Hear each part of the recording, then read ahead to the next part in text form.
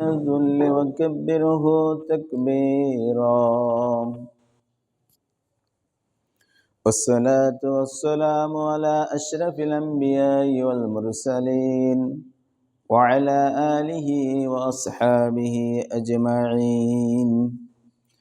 أما بعد فإن خير الحديث كتاب الله، وخير الهدي هدي محمد صلى الله عليه وسلم، وشر الأمور محدثاتها، وكل محدثة بدعة، وكل بدعة ضلالة، وكل ضلالة في النار.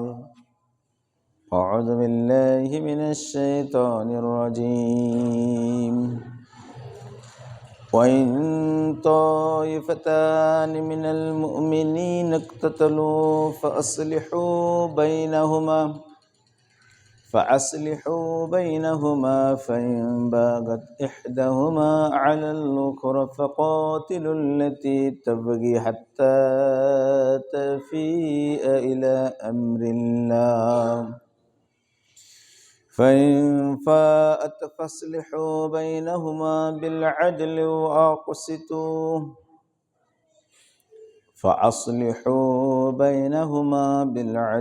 وأقسطوا إن الله يحب المقسطين.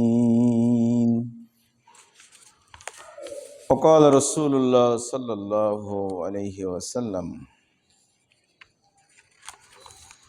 كما روى إمام مسلم في صحيحه. وبه قال حدثنا عبد الله بن عمر بن أبان وواصل بن عبد الأعلى قال حدثنا محمد بن فضيل عن أبي إسماعيل الأسلمي عن أبي حازم عن أبي هريرة رضي الله تعالى عنه قال قال رسول الله صلى الله عليه وسلم والذي نفسي بيده لا تذهب الدنيا حتى يأتي على الناس يوم لا يدري القاتل فيما قتل ولا المقتول فيما قتل. فقيل كيف يكون ذلك؟ قال الحرج القاتل والمقتول في النار. وفي رواية ابن عبان قال هو يزيد بن حيسان عن أبي إسماعيل لم يذكر الأسلمي. وأيضا روى الإمام بخاري في صحيحه حدثنا عبد الرحمن بن المبارك حدثنا محمد بن زيد حدثنا أيوب ويونس عن الحسن عن الأحناف بن قيس قال ذهبت لأنصر هذا الرجل فلقيني أبو بكر فقال أين تريد؟ قلت أنصر هذا الرجل فقال ارجع فإني سمعت رسول الله صلى الله عليه وسلم يقول إذا التقى المسلمان বিসাইফাইহিমা ফালকাতিল ওয়াল মাকতুল ফিন্নার। রাহুল বুখারী। সম্মানিত উপস্থিতি, মুহতারাম মুরব্বিয়ান, সমবয়স্ক বন্ধুবর্গ, স্নেহের কচিকাছেরা, পর্দার অন্তরালে মা ও ভগ্নীগণ, ভার্চুয়াল জগতের সম্মানিত দর্শক ও শ্রোতা মণ্ডলী, আজকে আমি আপনাদের সম্মুখে সূরা হুজুরাতের 9 নম্বর আয়াত এবং সহিহ মুসলিমের একটি হাদিস, সহিহ বুখারীর একটি হাদিস উপস্থাপন করছি। সূরা হুজুরাতের এই আয়াতকে লক্ষ্য করে দুটি হাদিস, এর উপর আমি আমার বক্তব্য জমার খুতবায় টানব ইনশাআল্লাহ। ওয়া মা তাওফীকি ইল্লা বিল্লাহ, তাওয়াক্কালতু আলাল্লাহ ওয়া ইলাইহি উনীব।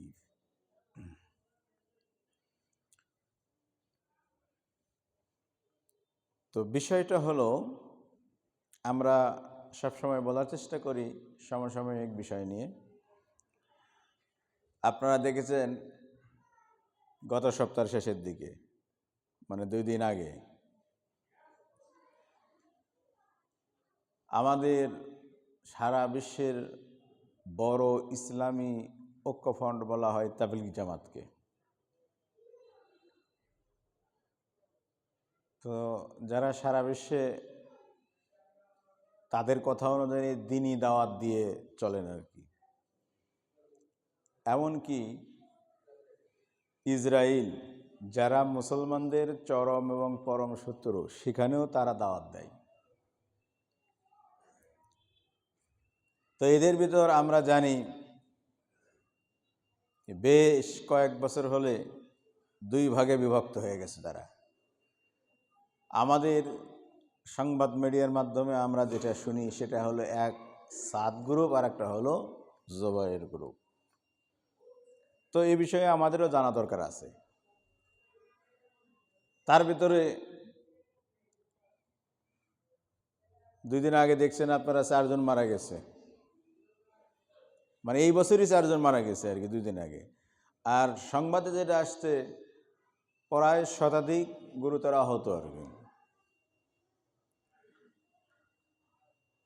এবং এর আগেও মারা গেছে। আপনারা গতবার যখন তারা তাবলীগ জামাত করে এর আগেও এরকম 2 গ্রুপ মারামারি করে অনেকেই মারা গিয়েছে। এখন আসুন, যারা মারা গিয়েছে এদেরকে আমরা কি বলবো? ওরা তো বলতে শহীদ হয়ে গেছে। তারা কি বলছে?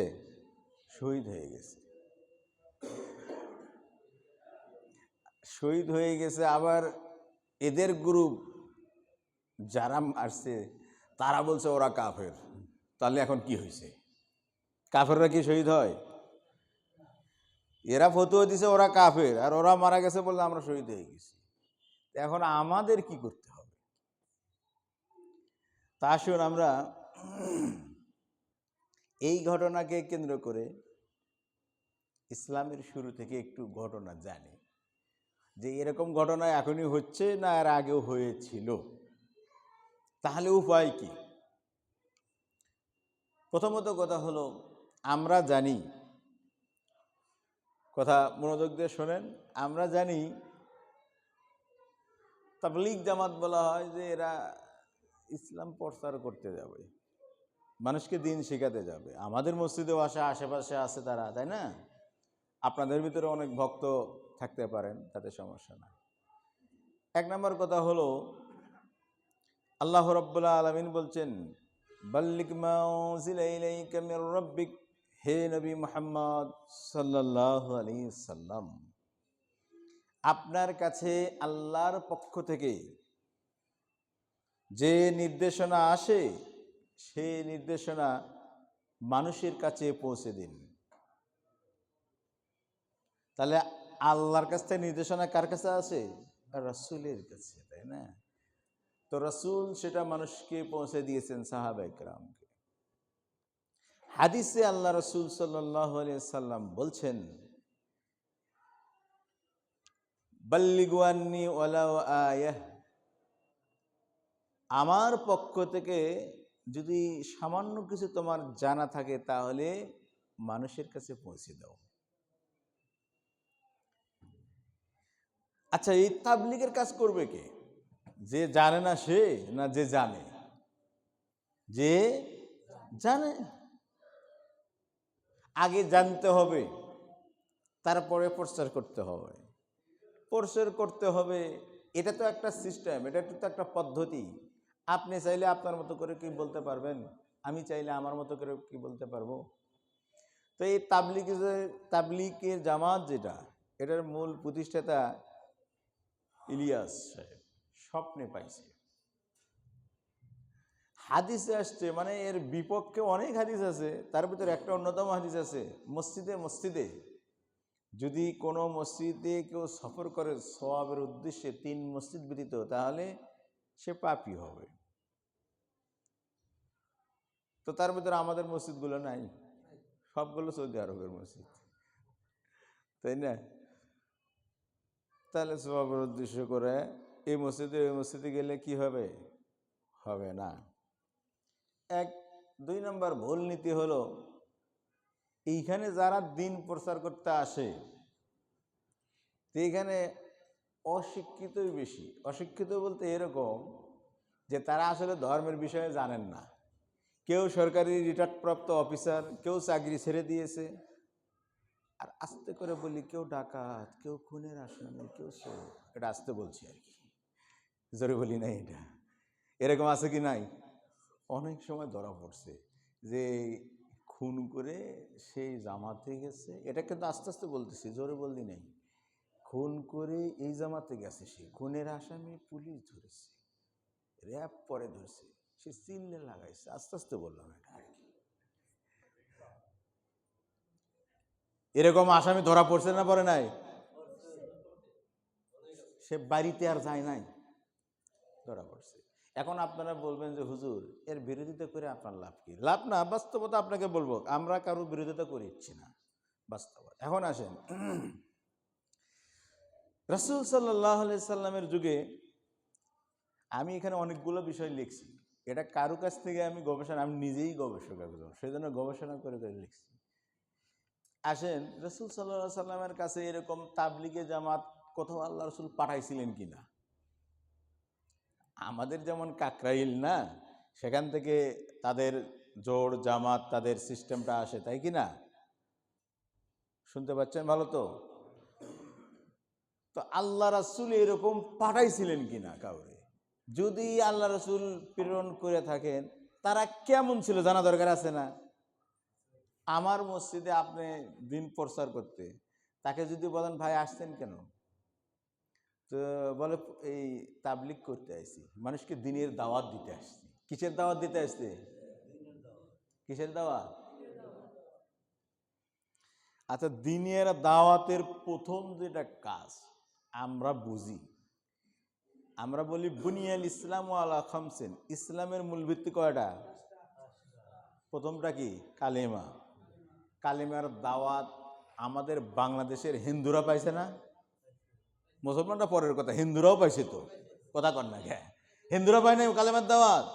হিন্দুরা জানে না যে প্রত্যেকটা পড়াই সব জায়গায়, মসজিদে মাদ্রাসাকে কেন্দ্র করে প্রতি বছর মাহফিল হয়, বলে কালেমা, এবং সব হিন্দুরা কালেমা মুখস্থ আছে না নাই?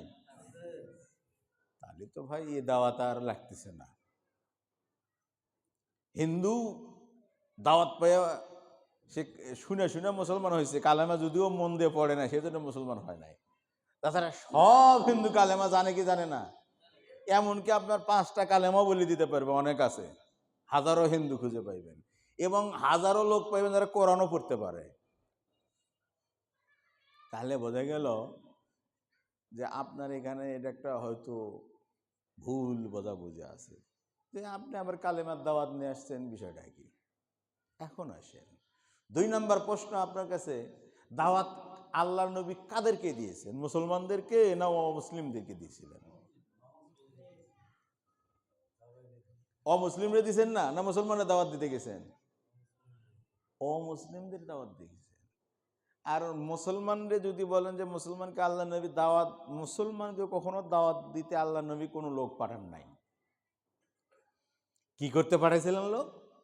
কোনো মুসলমান যদি বিরোধিতা করছে, সালাত সিয়াম হজ জাকাতের কোনো আরকান আহকাম মানতে অস্বীকৃতি জ্ঞাপন করছে, সরাসরি তার বিরুদ্ধে যুদ্ধ, মেরে ফেলে, ও মুরতাদ হয়ে গেছে।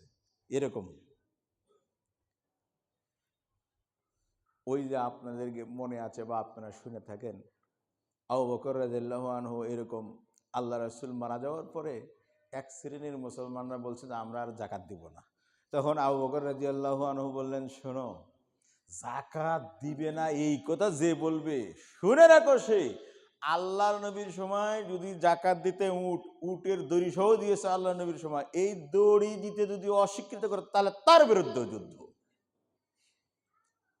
এই ক্ষেত্রে একটা যুদ্ধ অনুষ্ঠিত হয়েছিল। তাহলে বোঝা যাচ্ছে দিন ইসলাম, এটা শুরুটা কি জানেন? ভালো করে শোনেন। ইসলামের সর্বপ্রথম আল্লাহর নবীর কাছে যেই কথাটা আসে কোরআনের, সেটা কি? ইকরা। কি এটা? পড়াশোনা।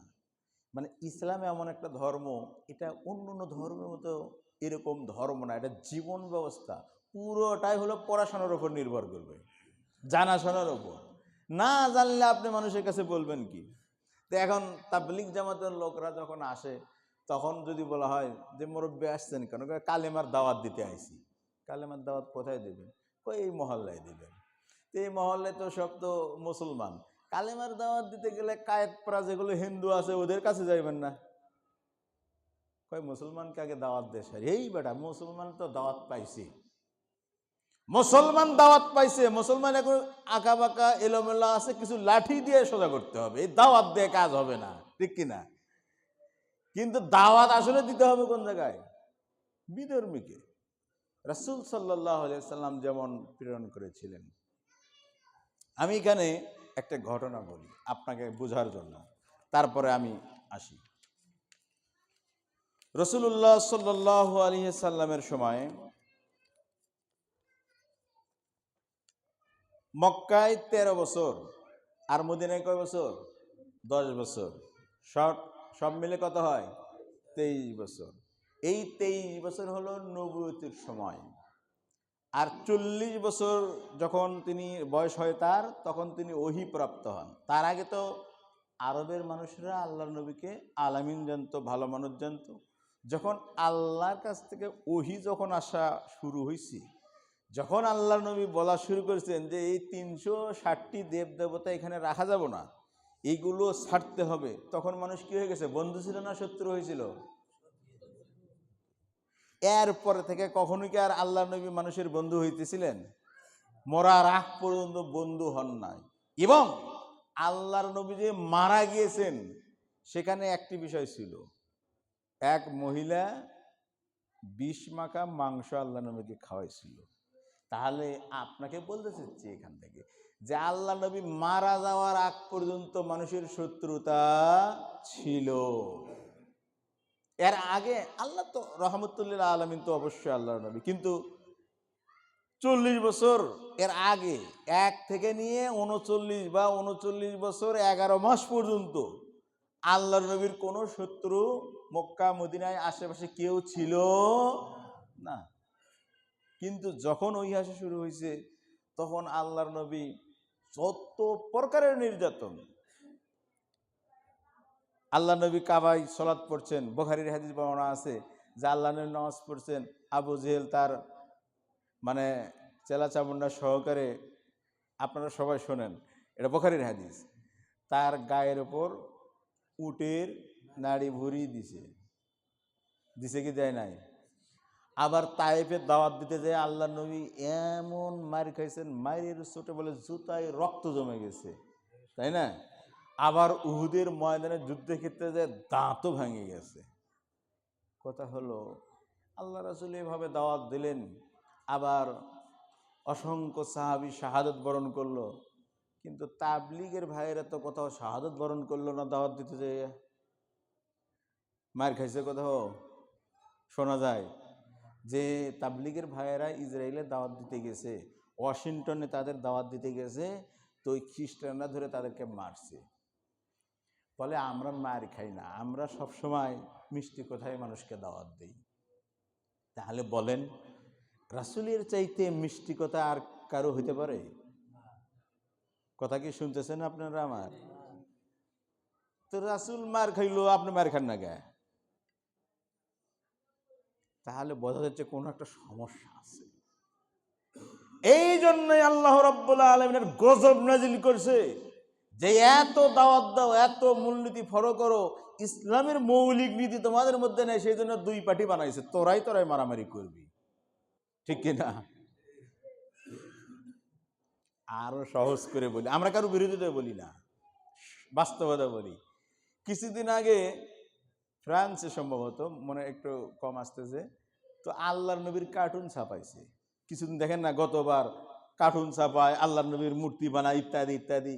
তখন সারা বিশ্বের সব মুসলমান দল মত মাযহাব ফেরকা তরিকা মতবাদ সব বাদ দিয়ে সবাই একেবারে সোচ্চার মিছিল মিটিং, তাই না, সরকারের কাছে দাবি জানালো। কিন্তু শুধুমাত্র এক দল মিছিল করে নাই, সেইভাবে মিছিল করে নাই, মিটিং করে নাই, স্লোগান দেয় নাই। সেই দল কোন দল? বলে সরকার বিরুদ্ধে, কোনো মানুষের বিরুদ্ধে আমরা মিছিল করব না। তা কালকে মিছিল করলেন কে আবার? কথা কন, আপনিও করছেন, আমিও করছি মনে করেন, তা কালকে মিছিল করলেন কেন? এর মানে হলো যে আসলে আপনারা যে পথে আছেন ওই পথে একটু হয়তো বা সমস্যা আছে। আসুন আমরা দেখি, আমরা যে কথা আপনাকে বলছিলাম সেটা হলো এই, বিশ্বনবী মুহাম্মদ রাসূলুল্লাহ সাল্লাল্লাহু আলাইহি সাল্লামের কাছে যখন ইসলামের মাঝামাঝি সময়, মানে আল্লাহ নবীর ওহী শেষ এবং শুরুর মাঝামাঝি সময়, যখন বিভিন্ন দলের বিভিন্ন গোত্রের লোকেরা এসে ইসলাম গ্রহণ করছেন, তো এক পর্যায়ে একজন ব্যক্তি আল্লাহ নবীর দরবারে আসলেন। তার নাম হলো আবু বারা আমির বিন মালিক। তো ইনি আল্লাহ নবীর কাছে আসলেন। তো বীরে মাওনা এলাকার এনার বসবাস। তো আসার পরে আল্লাহ নবীর কাছে জানলেন, আল্লাহ নবী তাকে দাওয়াত দিলেন যে তুমি ইসলাম গ্রহণ করো। তখন এই ব্যক্তি এইটা না বলে বলল, আমি যেখানে বসবাস করি নাজদের অধিবাসী, তো আপনি একটা কাজ করেন, আপনার সাহাবীদের ভিতরে যারা খুবই ভালো কোরআন শিক্ষা দিতে পারে, যারা মাসলা মাসাইল খুবই ভালো জানেন, যারা ধর্ম সম্পর্কে বিশেষজ্ঞ, তাদের 70-80 জনের মতো একটা টিম, একটা দল আমার এলাকায় ইসলাম প্রচারের জন্য পাঠান। তো আমির বিন মালিক, এর উপনাম হল আবু বারা। তো ইনি যখন এই কথা দিলেন, এ কিন্তু মুসলমান হয় নাই। আল্লাহ রাসূল যখন বললেন তুমি ইসলাম গ্রহণ করো, সে কালেমা শাহাদাত পড়ে ইসলাম গ্রহণও করলো না এবং ডিনায়ও করে নাই, অস্বীকৃতি জ্ঞাপন তাও করে নাই। তো আল্লাহ নবী মনে করলেন, আচ্ছা ঠিক আছে, তবে ইন্নী আখাফু আলা আসহাবি আহলান নাজদ, তবে মনে রাখো আবু বারা, আমি কিন্তু তোমার কথা অনুযায়ী সাহাবীদেরকে পাঠাবো, কিন্তু আমি নাজদের লোকদেরকে ভয় করি, তারা আমার সাহাবীর সঙ্গে ভালো ব্যবহার করবে কিনা এটা আমার আশঙ্কা আছে। তো এই আবু বারা ইনি বললেন, ঠিক আছে, সব দায়িত্ব আমি নিচ্ছি, আমার জিম্মায় দেন, কোনো সমস্যা হবে না। তো যাই হোক, এক পর্যায়ে তাহলে এই লোকগুলো আল্লাহ নিয়ে বাছাই করলেন 70 জন। বলা হচ্ছে এরা ফুকাহায়ে সাহাবি, হাফিজুল কোরআন, মুআল্লিমুল কোরআন, বলে এরা সবাই বিশেষজ্ঞ, হাদিস কোরআন ইসলামের শরীয়তের বিশেষজ্ঞ 70 জন পাঠাইলেন। কিসের জন্য পাঠাইছেন? তাবলীগের জন্য। কিসের জন্য পাঠাইছেন? তাবলীগের জন্য। বিশেষজ্ঞদেরকে পাঠাইছেন। আবার যেখানে পাঠাইছেন তারা অমুসলিম। ঠিক আছে, যাওয়ার পরে এই ঘটনা চক্রান্তে এই বেড়া যিনি দাওয়াত দিয়ে নিয়ে গেলেন, ইনি কি করলেন, এই আবু বারা আমির বিন মালিক তিনি ষড়যন্ত্র করে, বলা হচ্ছে তার ষড়যন্ত্রেই একজন বাদ দিয়ে সমস্ত এই 70 জন সাহাবীকে চতুর্পাশ থেকে যত সম্প্রদায় ছিল, যত গোত্র ছিল, সবাই মিলে হত্যা করে, 69 জনকে হত্যা করে। এই জন্য আল্লাহ নবী এদের উপর বদ্দোয়া স্বরূপ কুনুতে নাজেলা পড়েছিলেন। আপনারা পড়েন না? ওই যে মাঝে মধ্যে আমরা পড়ি, বিধর্মীরা হামলা করলে। তাহলে বোঝা গেল এই ঘটনা থেকে যে তাবলীগ বা প্রচার করতে কারা আসবে? যারা জানবে তারা আসবে, যারা আলেম সমাজ তারা আসবে, তাদের প্রচার করতে হবে সিস্টেম অনুযায়ী। কিন্তু তা না এসে যদি অশিক্ষিত লোকজন আসেন এখানে, তাহলে তো এটার কোনো কাজই হবে না। বলে আমি শিখতে আসছি, ভাই আপনার শেখার জায়গা তো আলাদা, এখানে শিখে বলবে। সেই জন্য মূলনীতি ভ্রান্ত। তো আসুন আমরা আপনাদেরকে কয়েকটা কথা বলি। আরেকটি হলো, এই তাবলীগ জামাতের কিছু বই আছে, ফাজাইলে আমল, ফাজাইলে সাদাকা, এই সবগুলো বই যদি আপনি পড়েন বিভ্রান্ত হয়ে যাবেন। এই সবগুলো বইয়ে অনর্থ রসুলের ওপর মিথ্যা আরোপ করা হয়েছে, সাহাবীদের ওপর মিথ্যা আরোপ করে ঘটনা বলা হয়েছে, অনেক আছে। আচ্ছা বলেন তো, আল্লাহ বলছেন ইন্না নাহনু নাযালনা যিকরা, আল্লাহ বলেন আমি আল্লাহ এই জিকির মহাগ্রন্থ আল কোরআন নাজিল করেছি, এর সংরক্ষণের দায়িত্ব আমার ওপর। কোরআন কি সংরক্ষিত নয়? কোরআনে কোনো ভেজাল আছে? কোনো ভেজাল নাই। আল্লাহ বলছেন নাহনু নাকুসসু আলাইকা আহসানাল কসাস, হে নবী মুহাম্মদ সাল্লাল্লাহু আলাইহি সাল্লাম, আপনার কাছে কোরআন সবচেয়ে সুন্দর সুন্দর কাহিনী নাজিল করছি কোরআনের ভেতর। আচ্ছা, আপনারা কখনো দেখলেন যে তাবলীগ জামাতের যারা এখানে দ্বীন প্রচার করতে বিভিন্ন মসজিদে আসে, তারা কোরআনের একটা আয়াতের অনুবাদ শোনাচ্ছে, ব্যাখ্যা শোনাচ্ছে? নাই, পাইবেন না। ওদের ব্যাগের ভিতর আলাদা বই আছে। ওদেরকে বলেন যে কোরআন থেকে পড়ে শোনান, সবাই কোরআন থেকে পড়ে শুনুক। আপনি পারলে কোরআনের ব্যাখ্যা করেন অথবা কোরআনের একটা অনুবাদ পড়েন। আপনার কাছে দলীয় অনুবাদ যদি ভালো না লাগে, বাংলাদেশের ইসলামিক ফাউন্ডেশনের অনুবাদ দেওয়া আছে, সেই কোরআনের অনুবাদ করেন। সবচেয়ে সারা বিশ্বের ভিতরে বিশ্ব নন্দিত তাফসির ইবনে কাসির, সেটার থেকে অনুবাদ করে শোনান। অথবা হাদিস সহিহ আল বুখারী, সবচেয়ে বিশুদ্ধ কিতাব কি? সহিহুল বুখারী। সহিহ বুখারী বিশুদ্ধ হাদিসের কিতাব, এখান থেকে পড়ে শোনান। না, এখান থেকে পড়ে শুনলে কোরআন থেকে পড়তে গেলে সমস্যা আছে। এইখানে তো আর আজগুবি গপ্প নাই, গালগপ্প যেগুলো আছে, যে কল্পনা কাহিনী যেগুলো, সেগুলো কিন্তু কোরআনে নাই। এই জন্য এটা বেশি মজা লাগবে না। লেখা থাকবে যে আল্লাহর পথে এক চিল্লা লাগাইলে জীবনের গুনাহ তো মাফ হবে, আপনার মাফ হবে, আপনার বাড়িতে যারা আছে সব মাফ হয়ে যাবে, সবাই জান্নাতের টিকিট কিয়ামতের ময়দানে হাতে করে উঠবে, এরকম লেখাপড়া থাকবে। সেই জন্য তো ওটা এটা চলবে না, ওটা চলবো। এখন আসেন আমাদের করণীয় কি। এক নাম্বার কথা সহজ, সেটা হলো বাংলাদেশ মুসলিম অধ্যুষিত দেশ। স্বাভাবিক কারণেই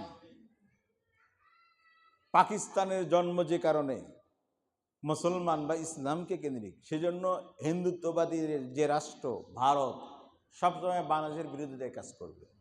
এটা স্বাভাবিক কথা, আপনি মেনে নিলেও তাই, না নিলেও তাই। তো আমরা এই যে সাতপন্থী যাদেরকে বলা হয়, এই মূলত এই ভেজালটা পাকাইছে এই ব্যক্তি, তিনি ভারতের লোক। তো অনেক ক্ষেত্রে অনেক প্রতিবেদন আছে, তার ভিতর দেখবেন যে এই সাতপন্থী যারা বলি, উভয়ই তো বলে যে সবগুলোই তো নষ্ট, আসলে তার ভিতর সাতপন্থী আরো নষ্ট। এ ফতোয়া দিয়েছে, এক ধরনের একটা ফতোয়া, ইমামতি করে মাদ্রাসায় পড়িয়ে টাকা নেওয়া যাবে না। আপনারাও তো আলহামদুলিল্লাহ কন, বলেন আলহামদুলিল্লাহ। টাকা হুজুর নেওয়া যাবে না, ঠিক তো?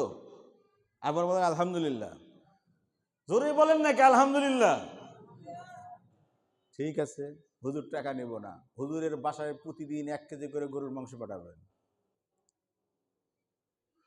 দৈনন্দিন যে খরচ আছে না, সবগুলো পাঠাবেন। হুজুর 5 ওয়াক্ত না 6 ওয়াক্ত না, মাদ্রাসায় পড়ে কোথাও টাকা নিতে পারবে না।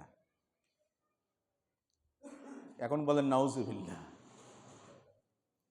এখন বলেন নাউজুবিল্লাহ, বলেন এই দায়িত্ব নিতে পারবেন? তো এই বেটা বলছে যে নামাজ পড়িয়ে বক্তব্য দিয়ে মাদ্রাসায় কোরআন হাদিস পড়াবে, এরা টাকা নিতে পারবে না। আরে ভাই, টাকা না নিলে উনি চলবো কি করে? চুরি করব টাকা? আমিও বলি যে আসলে টাকা নেওয়া ঠিক না। তাহলে এখন কি করতে হবে? সমস্ত মুসল্লিদেরকে প্রতিদিন হুজুরের বাসায় বাজার খরচ পাঠাইতে হবে। আর সমস্ত মাদ্রাসার যারা শিক্ষকতা করেন, সেই শিক্ষকদের বাসায় এভাবে খরচ পাঠাইতে হবে, বাঁচতে হবে, ঠিক কিনা? আসলে বিষয়টা হলো কি, ভুল বোঝাবুঝি। ভুল হলো এই, বুঝতে ভুল হয়েছে যা আসলে কোরআন পড়ে যেই বিষয়টা, এটার বিনিময় কি আপনি দিতে পারেন? মূলত এটার পড়ার বিনিময় তো দেওয়া যায় না, সময়ের মূল্যটা দেওয়া হয়, ঠিক আছে না? সময়ের মূল্য দেওয়া হয়। যেমন আপনি যে সার্ভিসে আছেন, আপনি মূলত আপনার যে বিদ্যা অর্জন করেছেন, এটা তো মূলত ওটাই দেন না, সময়ের মূল্য আপনাকে। আপনি যে কোনো কাজ করেন, ঠিক এখানেও সময়ের মূল্য দেওয়া হয়, এটা বিক্রি নয়। তো ভুলভাল মাসলা দিছে, যার কারণে আরো সমস্যা হয়েছে। এখন আসুন, আমাদের দেশের কথা হলো, বড় বিশৃঙ্খলা হয়েছে এই গত সপ্তাহে এই দুই দলে, এক সাতপন্থী আর এক হলো জবায়েরপন্থী। তো এখন কথা হলো, আমরা আগে বললাম এই যে 4 জন মারা গেল, মারামারি করে না, শান্ত দল, এখন ক্ষিপ্ত হয়ে গেছে। যার কাছে যা ছিল, আবার ভিডিওতে দেখা যাচ্ছে অস্ত্র আছে, 47 বা বিভিন্ন অস্ত্র আছে, মারণাস্ত্র তাদের কাছে আছে। এটাও আবার বাংলাদেশের মানুষ সাধারণ পাবলিক চিন্তিত। তো এদের কাছে তো শুধু খাবার দাবারই ছিল, এরা এখন আবার অস্ত্র নিয়েও ঘুরতেছে এরা। তো আগেই বলেছি যে এই তাবলিগ জামাতের কিন্তু এরকম সমস্যা আছে যে মার্ডার কেসের আসামিও এর ভেতরে ধরা পড়ছে। খুন খারাপি করে এসে এই জামাতের ছত্র ছায়ায় চিল্লায় আছে, একের সাথে 3-4 চিল্লা দিচ্ছে, কেউ জীবন চিল্লাও দিচ্ছে। ঠিক আছে? তো আসুন আমরা বলতে চাই, সব এগুলো ভেদাভেদ ভুলে গিয়ে, আসলে তো ভুলে যাবে না, কারণ একবার যদি ফাটল সৃষ্টি হয়, দলাদলি হয়, এটা অসম্ভব, মেলা খুব ভার মেলে না। আসুন আমরা একটা চিত্র আপনাদেরকে দেখাই। হযরত ওসমান রাদিয়াল্লাহু আনহু মানে খলিফা, প্রথম খলিফাকে আবু বকর, দ্বিতীয় খলিফা ওমর, হযরত ওমর, তৃতীয় খলিফা হযরত ওসমান। তো প্রথম খলিফার স্বাভাবিক মৃত্যু, দ্বিতীয় খলিফাকে হত্যা করা হয়েছে, তৃতীয় খলিফা ওসমান রাদিয়াল্লাহু আনহু হত্যার শিকার, চতুর্থ খলিফাও তাই। তো তৃতীয় খলিফা যখন হত্যার শিকার হন, তখন খেলাফতের দায়িত্ব হযরত আলীর কাছে আসে। তো আলীর কাছে যখন খেলাফতের দায়িত্ব আসে, সবাই বায়াত গ্রহণ করেন। তো এইদিকে হযরত ওসমানের চাচাতো ভাই মুয়াবিয়া, তিনিও মনে বললেন যে মানে তার একটা আকাঙ্ক্ষা ছিল সে দায়িত্ব পাবেন, কিন্তু পান নাই। পরে আলীর সাথে তিনি বায়াত গ্রহণ করতে দেরি করছেন বা মেনে নেন নাই। কারণটা হলো এই যে হযরত ওসমান হত্যার তাড়াতাড়ি বিচার আলী করতে পারছে না, এই জন্য। তো যাই হোক, এক ক্ষেত্রে আলী এবং মুয়াবিয়ার মাঝে যুদ্ধ হইল, সিফফিনের যুদ্ধ। কিসের যুদ্ধ এটা? সিফফিনের যুদ্ধ। আপনারা যারা ইতিহাস জানেন তারা জানেন, দুই দলই মুসলমান। এই দুই দলের যুদ্ধ যখন হলো, তার আগে আবার আলী এবং আয়েশার উষ্টির যুদ্ধ হয়েছে, মানে শাশুড়ি আর জামাইয়ের মাঝে।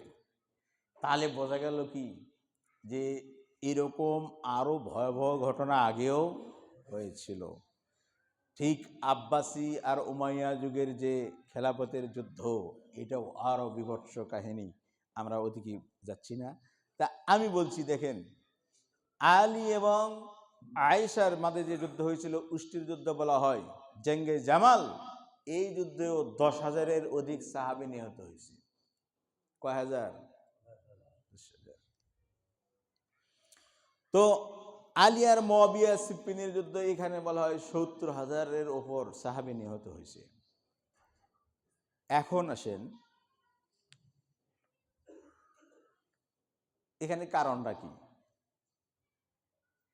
আপনারা যদি ইতিহাস স্বাভাবিক পড়েন তাহলে পাওয়া যাবে না, ইতিহাসের পিছন দিক থেকে উদ্ঘাটন করে এখানে দেখতে পারবেন যে আলী আর আয়েশার যুদ্ধের সময় যখন মীমাংসা হয়ে যায়, আব্দুল্লাহ বিন জুবাইর ইত্যাদি সাহাবের মাধ্যমে মীমাংসা হয়ে গেল, দুই দল যখন ঘুমায় গেছে, তখন ওই যে আমরা বলে থাকি ইসরায়েল যারা ইহুদিবাদী, এই ইহুদিরা নামকে আসতে সে সময় কিছু মুসলমান হয়েছিল, তারা চিন্তা করলো এই দুই মুসলমানের দল তো ঘুমাই গেছে, মীমাংসা হয়ে গেল, আমাদের তো কোনো লাভ হলো না।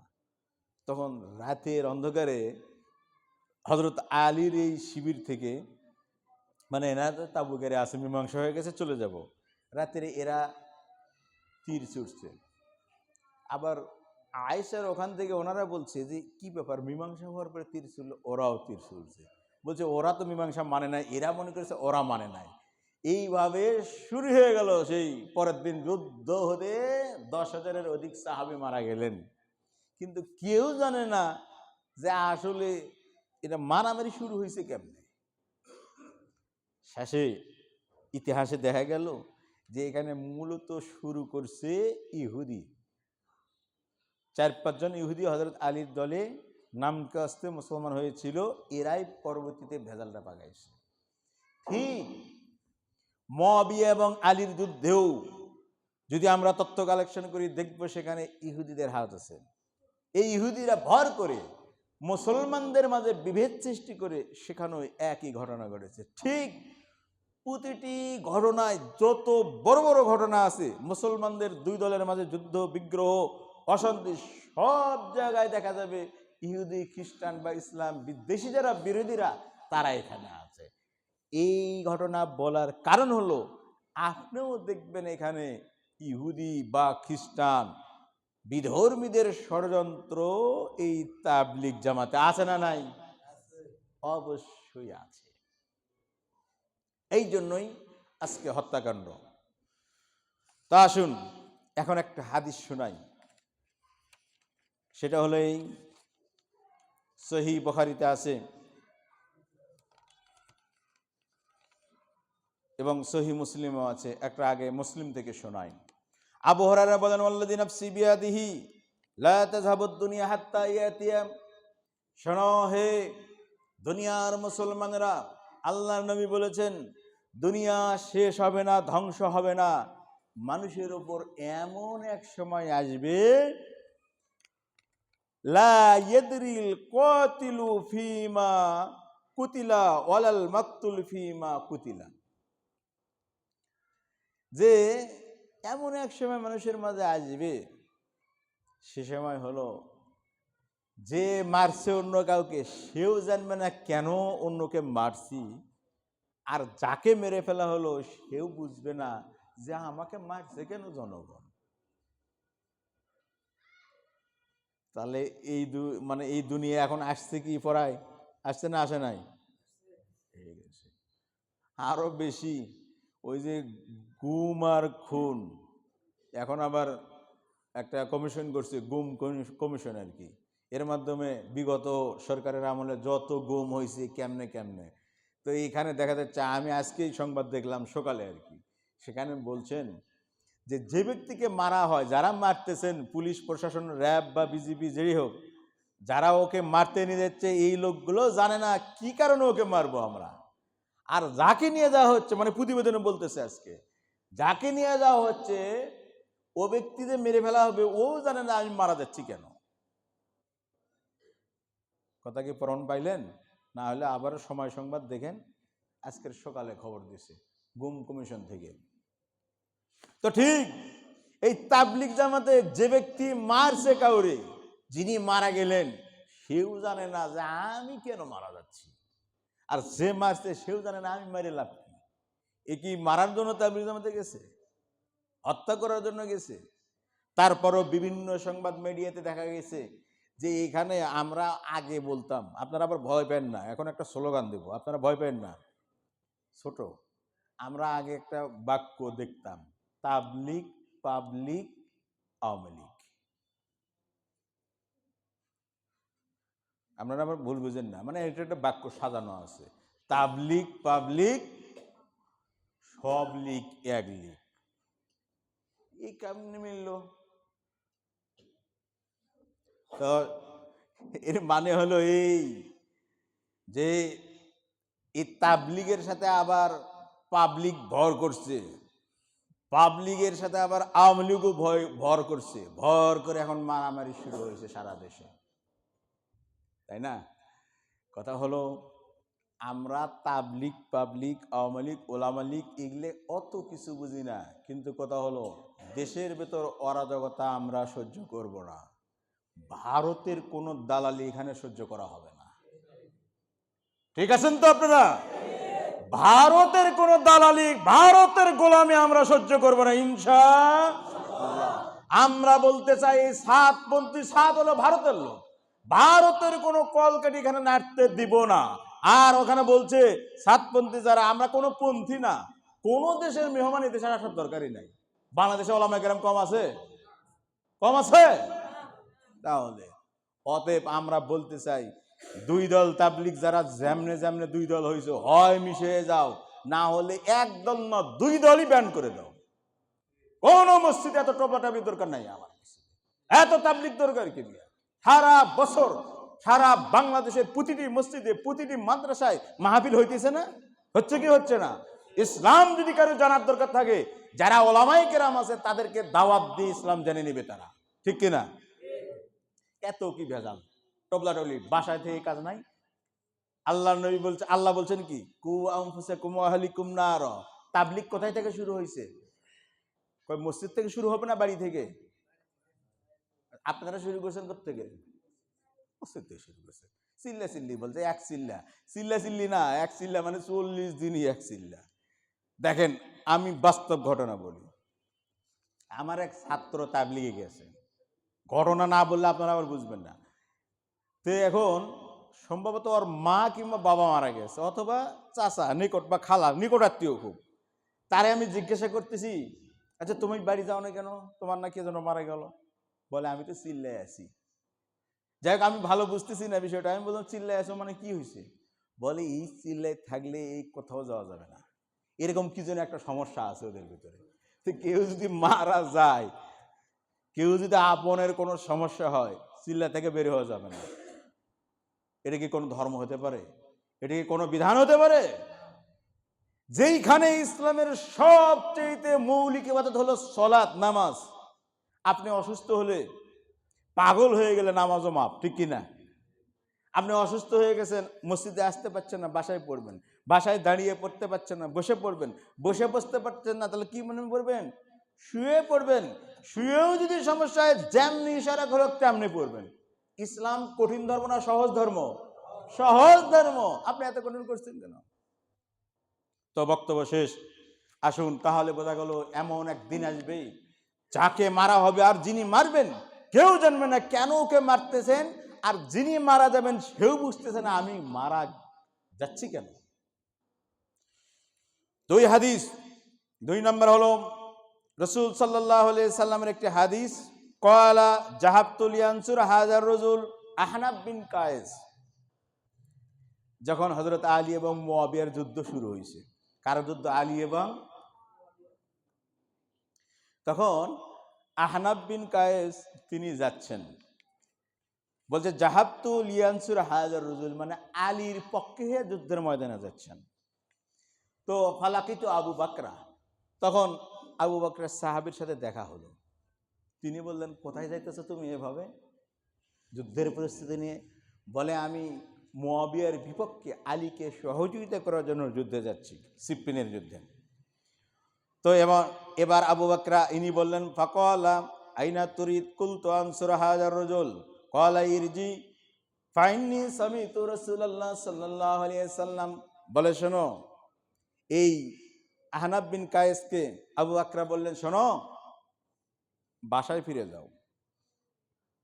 যুদ্ধে কার মাঝে যুদ্ধ চলতেছে? আলী এবং মুয়াবিয়া। কার কার মাঝে যুদ্ধ চলছে? আলী এবং মুয়াবিয়া। দুইজনেই রাসূলের আত্মীয়, তাই না? এবং কাছের আত্মীয় এবং বংশের লোক পাশাপাশি, আবার দুইজনই ইসলামী ব্যক্তিত্ব। তো এই লোক যুদ্ধে যখন যেতে চাচ্ছেন, তখন আবু বকরার সাথে দেখা হলো, সাহাবীর সাথে। তিনি বললেন, তুমি বাড়ি ফিরে যাও। ফাইন্নী সামিতু রাসূলুল্লাহ সাল্লাল্লাহু আলাইহি সাল্লাম, শোনো আমি আল্লাহর নবীকে বলতে শুনেছি, ইজা ইলতাকাল মুসলিমানি বিসাইফাইহিমা, যখন কোন মুসলমানের দুই দল সশস্ত্রে অবস্থান করে, দুইজনই তরবারি নিয়ে খাড়া হয়ে যায় যুদ্ধের জন্য, ফাল কাতিলু ওয়াল মাকতুলু কিলাহুমা ফিন্নার, যে হত্যাকারী আর যাকে হত্যা করা হবে দুইজনই জাহান্নামে যাবে। মুসলমানের যে হত্যাকারী হবে আর যিনি হত্যািত হবেন, মারা যাবেন, মারা পড়বেন, দুইজনই জাহান্নামী। এখন আর একটা হাদিসে আসছে, আল্লাহ রাসূলকে যখন এই হাদিস আল্লাহ রাসূল আগেই বলছিলেন, তখন সাহাবী হঠাৎ করে জিজ্ঞাসা করছে, আল্লাহ রাসূল, আল কাতিল, হত্যাকারীর বিষয়টা বুঝতে পারছি, যে হত্যাকারী সে তো জাহান্নামে যাবে, এটা বুঝলাম। সে কি করছে? হত্যা করছে। কিন্তু ফামা বালুল মাকতুল, কিন্তু যে মারা পড়ছে এ জাহান্নামে যাবে কেন? তা আল্লাহ রাসূল বললেন যে আল মাকতুলু হারিসু কতলি সাহিবিহি। আল্লাহ নবী বললেন, শোনো, যে মারা পড়ছে ও তো ওকে মারতে চাচ্ছিল। কথা বুঝতে পারছেন? যে যাকে হত্যা করা হলো, দুইজন মুসলমান দুই দল একত্রিত হয়েছে মারামারি করার জন্য, যারা মারা পড়লো এরা জাহান্নামে কেন যাবে আল্লাহ রসুলকে জিজ্ঞাসা করলে আল্লাহ রসুল উত্তর দিলেন, এও তো ওর ভাইরে মারতে চেয়েছিল, এও তো হত্যাকারী হতে চাইছিল, কিন্তু টিকে নাই, বিদায় কি হয়ে গেছে, মারা পড়ছে। সেই জন্য এরও যেরকম মনের চাহিদা ছিল ওরও তাই ছিল। সুতরাং এই দুই জনেই কোথায় যাবে, কোথায় যাবে, আল্লাহ রসুলের হাদিস। আসুন বক্তব্য এখানে সমাপ্ত। আমরা যেগুলো কথা বলতে চাচ্ছিলাম সেটা হলো এই, মুসলমানদের ভিতর দলাদলি চলবে না। যে ইসলামকে দুই দলে বিভক্ত করে উভয় দলে মারামারি করলে দুই দলকেই কোথায় যেতে হবে, জাহান্নামে যেতে হবে। আল্লাহ আমাদের দেশকে, আমাদের এই ভূখণ্ডকে, আমাদের ইসলামী মূল্যবোধকে রক্ষা করুন এবং আমাদের পরস্পরের মাঝে যে বৈপরীত্য রয়েছে, যেরকম পরস্পরের মাঝে যে ঝগড়া রয়েছে, বিবাদ রয়েছে, এগুলো মিটার তৌফিক দান করুন। আল্লাহুম্মা আমিন।